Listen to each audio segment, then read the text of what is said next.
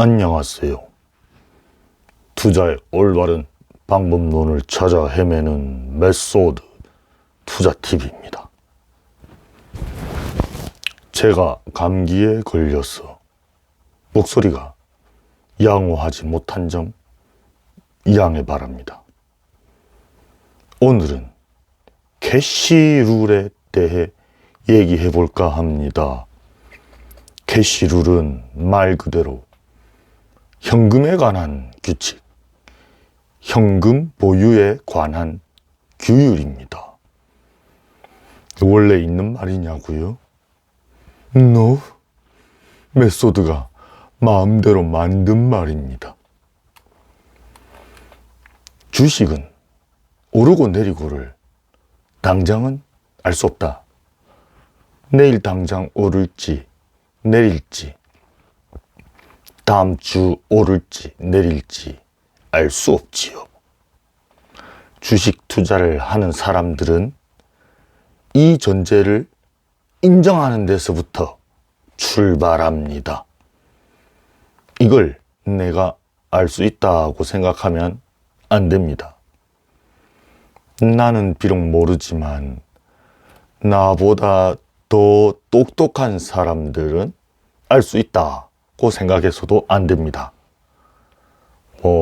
주식 방송에 나오는 전문가, 박사님, 유튜브에 나오는 유명인들, 리딩방의 리더, 요런 사람들은 알 수 있다고 생각해서도 안 됩니다.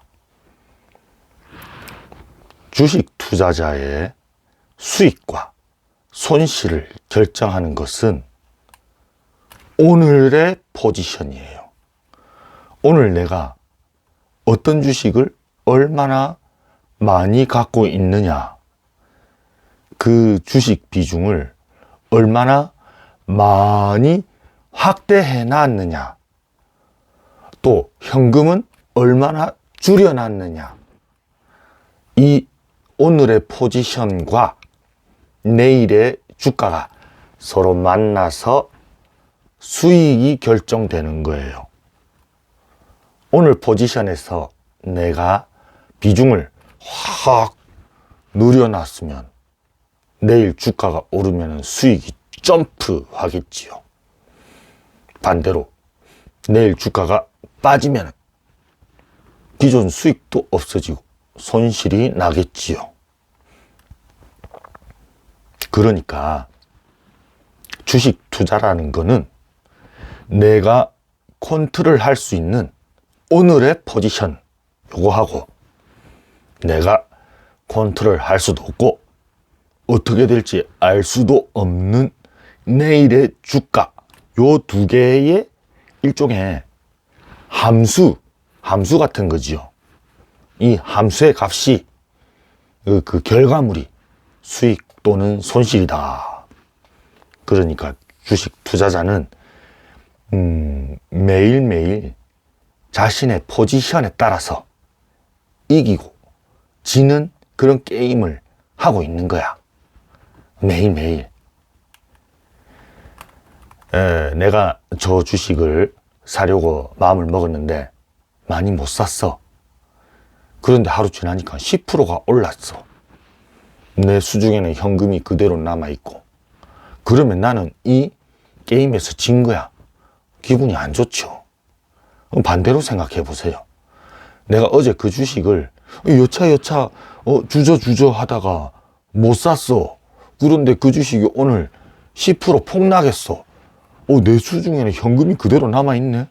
그러면 나는 이 매일매일의 게임에서 이긴 거야. 기분이 좋지요. 투자자는 이 매일매일의 이기고 지는 게임을 하고 있는 거예요. 실제 돈을 투입해서 이기기도 하고 지기도 하고, 실제 돈은 투입을 안 했는데 이기기도 하고 지기도 하는 거야. 지 마음속에서. 자, 이렇게 매일매일 전투를 벌이는 사람의 마음은 얼마나 피곤할까요? 자, 이것뿐만이 아니지요. 내가 A라는 종목하고 B라는 종목하고 두 개를 놓고 고민을 하다가 A를 샀어. 그런데 A는 2% 오르고 B는 10% 올라. 내가 A를 사서 분명히 2% 수익을 봤잖아. 그런데도 기쁘지가 않아. 왜냐하면 나는 10%가 오른 B를 놓쳤거든. 그래서 이 게임에서 진 거야. 실제로 여러분들이 그렇게 생각하잖아. 어때요? 예? 정말 피곤하죠. 또 뭐 이번에는 시장을 한번 예로 들어 봅시다. 지난주 금요일에 주식이 많이 올랐잖아요. 내가 현금을 탈탈 털어서 예컨대 반도체 주식을 샀어. 그런데 장중에 주식이 많이 올랐어. 난 이겼어. 아, 행복하다. 내가 대견하게 느껴진다. 나는 승리의 투자자야. 그런데 금요일 밤에 나스닥이 하락하고 심지어 필라델피아 반도체 지수는 6% 급락했어. 그럼 어떻게 된 거죠? 결과적으로 내가 진 게임을 하게 된 거잖아. 이거는 낮에 게임을 이겨서 끝냈는데 다시 밤에 뒤집어진 거야. 너무 피곤해, 너무. 자, 여러분, 이 게임을 매일매일 하다 보니까 마음이 농마가 되지 않았던가요? 메소드는 이런 매일매일의 전투에서 받는 한이, 절망, 이런 스트레스 가운데서 마음을 평온하게 유지하는 안정적인 방법, 메소드올로지, 방법론이 뭘까 생각해 봤습니다. 그건 바로 현금이야. 정확히는 현금에 관한 규칙, 현금에 관한 룰입니다. 캐시 룰. 현금을 어느 정도 비중으로 보유하고 있을 것인가. 그리고 그 현금을 언제 쓸 것인가. 그리고 현금을 계속해서 지속적으로 일정하게 채울 수 있을 것인가. 현금을 쓰고 싶을 때 자제할 수 있는 그런 규율을 견지할 것인가. 이런 것들을 포괄하는 게 메소드가 생각한 캐시룰이야. 그 레바논 출신의 경제학자, 경제 저술가 중에 나심 니콜라이 탈레브라는 사람이 있어요. 이 사람이 쓴 안티프레질이라는 책에 보면 그런 이야기가 나오죠. 주식 투기를 하는 사람에게는 세 가지 상태가 있다. 하나는 취약한 상태. 이거를 프레질한 상태라고 합니다. 프레질. 약간의 충격에도 팍 깨지고 나가리가 나는 그런 상태입니다. 탈레브는 레버리지를 쓰면은 프레질해진다고 해요. 주식 투자를 하는데 신용을 쓰면은 시장이 폭락할 때나 주가가 내릴 때 담보 비율보다 낮아지면 반대매매 청산을 당하게 되잖아요. 그러면 폭락 한 번에 그 레버리지의 규모에 따라서 깡통도 찰 수 있게 되는 거예요. 이렇게 레버리지는 투자자를 매우 프레질한 상태, 취약한 상태로 만들지요. 충격이 왔을 때 막 와장창 무너지면서 회복이 안 됩니다. 자, 두 번째는 로부스트한 상태라고 하지요. 로부스트는 강건하다, 튼튼하다, 짱짱하다, 이런 뜻이지요. 레버리지를 쓰지 않으면은 아무리 시장이 폭락해도 마진콜도 없고 자기가 일부러 팔지 않는 이상은 청산 당할 일이 없잖아요. 뭐 그러다가 시장이 다시 정상으로 돌아오면은 얼마든지 복원이 가능하지요. 게다가 현금이 있으면 그러한 복원이 훨씬 강력하게 이루어지고요. 그러니까 강건한 상태, 로부스트니스는 충격이 와도 시스템을 다시 복구할 수 있을 정도로 튼튼한 상태다, 이렇게 볼 수 있죠. 자, 세 번째는 안티프레질 상태인데요. 충격이 왔을 때 단지 복원력을 갖는 것을 넘어서서 더 강력해지는 그런 상태를 말하는 거예요. 주식 투자자로 치면은 풋 옵션을 갖고 있는 상태입니다. 시장에 충격이 와서 폭락을 해도 풋 옵션을 갖고 있으면 그 충격이 크면 클수록 더 이익을 볼 수 있잖아요. 그러니까 충격에 취약해지는 게 아니라 반대로 더 강해질 수 있는 거지요. 탈레브는 이런 안티프레질한 상태를 추구해야 한다고 해요. 자, 간단하게 정리하면 이렇죠. 취약한 상태, 프레질. 프레질은 레버리지를 쓰는 거다. 신용, 대출. 강건한 상태, 로부스트니스는 현금을 보유하는 거다. 충격에 더 강한 상태, 안티프레질은 풋옵션을 보유하는 거다. 아니면 인버스. 자, 메소드는 일반적인 투자자 입장에서는 풋옵션까지 가는 거는 좀 과도하다고 생각해요. 물론 보험으로 갖고 있으면 금상첨화로 좋겠지요. 하지만 풋옵션도 공짜가 아니잖아. 유의미한 정도로 그런 하방 포지션을 갖고 있으려면은 돈이 들어. 그리고 이거는 폭락이 안 오면은 그냥 버리는 돈이야. 그래서 진짜 비용이잖아. 이 안티프레질한 상태를 유지하는데 분명한 비용이 드는 거죠. 그러니까 메소드의 생각에는 일반적인 투자자들은 로부스트한 상태만을 유지해도 된다고 생각해요. 그러니까 현금을 갖고 있어야 해. 현금을 더 많이 가질수록 더 강건한 거야. 더 짱짱하고 로부스트한 거야. 충격에 더 내성이 있는 거야. 그런데 현금은 말이에요. 이 현금이라는 거는 강세장에서 계속 갖고 있으면 내가 바보가 된 것 같아.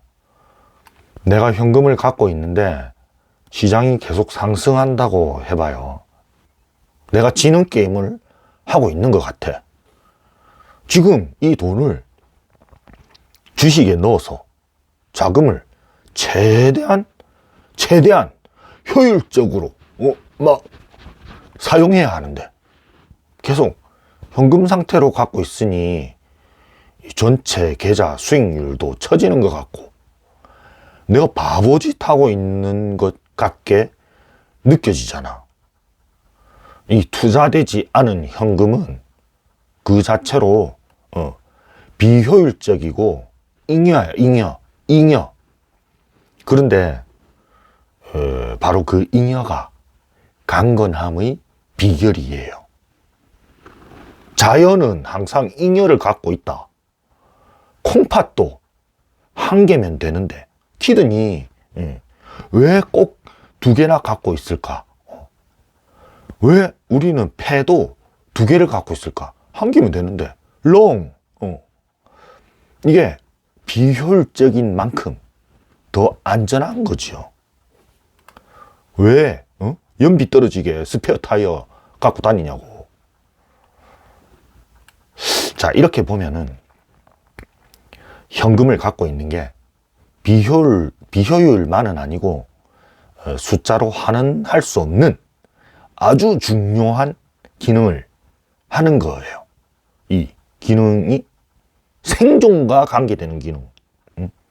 현금의 양은 생존의 가능성과 비례한다. 그래서 주가가 상승하는데도 현금을 갖고 있어서 내가 게임을 매일매일 지고 있는 것처럼 보여도, 그렇게 느껴져도 그 현금을 소진하지 말고 유지할 그런 규율이 있어야 한다는 거예요. 이게 바로 캐시룰이야. 현금이 있으면은 하락이 두렵지 않고 멘탈을 유지할 수 있지요. 현금이 더 풍부하게 있으면 하락이 오히려 반갑지요. 내일 시장이 상승할지 하락할지는 알 수 없잖아요. 우리는 그걸 알 수 없어. 그 알 수 없다라는 거를 인정하고 시작을 해야 돼. 인정하고. 그러니까 더더욱 현금이 있어야지. 내일 하락했을 때 최소한 내가 지는 게임은 하지 않게 되니까. 내일 상승한다고 해도 뭐 자금을 비효율적으로 사용했다는 점에서는 뭐 잘못이라고 할 수는 있겠지만 최소한 손실을 보진 않잖아. 절대적인 금액이 마이너스가 되는 건 아니잖아요. 자, 그리고 정말 중요한 것은 현금을 계속해서 외부로부터 보충해야 한다는 거예요. 이것이야말로 메소드는 진정한 로부스트니스의 본체라고 생각해요. 내가 현금을 갖고 있었지만은 시장이 하락을 했어. 그래서 그거를 소진하고 없어졌어. 그럼 나는 이제 또 취약한 상태가 된 거잖아. 그러니까 끊임없이 현금을 외부에서 계좌로 보충할 수 있어야 된다는 거예요. 그렇게 함으로써 나는 계속해서 강건한 상태, 로부스트한 그런 상태를 유지할 수 있어야 된다는 거예요. 자, 메소드의 개인적인 경험은 아무리 작은 양의 현금이라도 그걸 소량 보유하고 있으면은 조정이나 하락에서 심리적으로 매우 든든한 효과를 누릴 수 있다는 것이었어요. 그리고 그 현금이 시간이 지날수록 계속 보충될 수 있다는 사실은 더더욱 강력한 심리적 안정을 가져온다는 것입니다. 심리적 안정은 주식시장에서 생존성과 매우 관련이 깊습니다. 그러니까 강세장에서 현금을 갖고 있는 거를 핸디캡으로 여기지 말고 심리적 안정을 위한 비용이라고 생각해야 합니다. 뭐 심지어는 실질적으로 비용이 들지도 않는 그런 비용이야. 돈이 어디 가고 없는 게 아니라 그게 그대로 현금으로 있으니까. 자, 그리고 현금이 있다고 해서 사고 싶은 종목이 오른다고 양봉에서 덥석 따라 사면 안 되고요. 현금을 사사로이 소진하지 말고 현금 보유에 관한 규율을 유지하면서 조정 시에만 현금을 사용해야 합니다. 자, 그러면 마지막으로 메소드의 계좌를 한번 보겠습니다. 메소드는 이번 주에도 어떤 매도 매수도 없이 시장을 지켜만 봤습니다. 금요일까지는 평가 수익 1천만 원을 유지했고요. 수익률도 거의 19%였지만 어차피 오히려 월요일에 다음 주 월요일에 하락할 테니까 큰 의미는 없겠습니다. 메소드는 다음 주에도 코스피가 BOJ 금리 인상 이슈 같은 걸로 약간 내릴 수 있겠지만 등락을 거듭하다가 기간 조정을 거치면서 다시 상방으로 방향을 틀 거라고 예측합니다. 그럼 여러분, 다음 주에도 성공 투자 하시기 바랍니다. 안녕, 안녕, 안녕.